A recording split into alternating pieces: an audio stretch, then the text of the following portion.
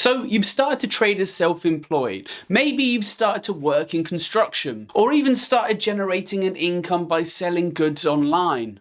And now you're wondering, what exactly do I need to do? Who do I need to tell, and by when? Welcome to Tax UK, the practical tax channel. Before we get into today's video, don't forget, please like and subscribe so that we can continue to provide this type of content that will save you time and money. Now, assuming that you are new to self-employment and that you haven't been registered before, then the setup process is actually pretty straightforward. You'll be able to get set up and access your very first tax return in 3 easy steps. Step 1 is to create a government gateway account or login, which can be done by visiting the gov.uk webpage, which I have linked down below. This account is going to be where you house all of your relevant taxes, which for most people will actually just be their self-assessment. But if at some point you opened a company or you registered for VAT, then that can be linked here as well and managed via the portal. Once you have opened a government gateway account, step 2 is to log into that account and then follow the link to get online access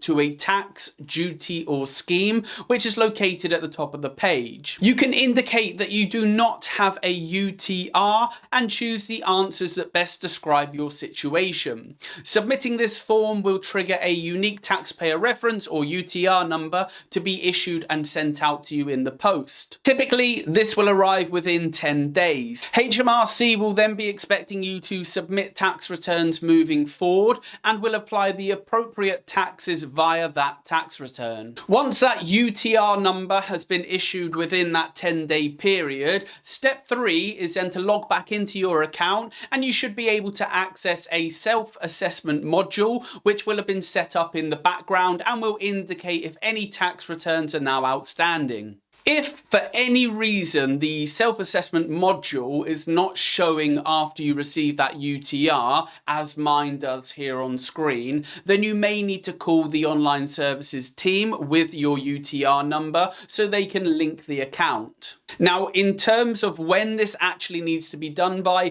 HMRC advise if you have self-employment, then you should register by the 5th of October in the second tax year. The tax year runs from the 6th of April in 1 year through to the 5th of April of the following year. So whichever tax year you start to trade in, you'll need to wait for that tax year to finish, and then the 5th of October that follows will be your registration deadline. Just note, if you begin your trade at the start of a tax year, then your registration deadline could be up to 1.5 years away, whereas if you start at the end of a tax year, it could be as little as 6 months away. That is just how it works. HMRC do indicate that if you miss that registration deadline, then penalties may be issued, but I have registered individuals in the past beyond that deadline and they never received penalties. They're far more likely to issue a penalty when the filing deadline is missed, which if you're completing a return online will be the 31st of January that follows. That is how you register as self-employed with HMRC. Don't forget, like and subscribe for more practical tax.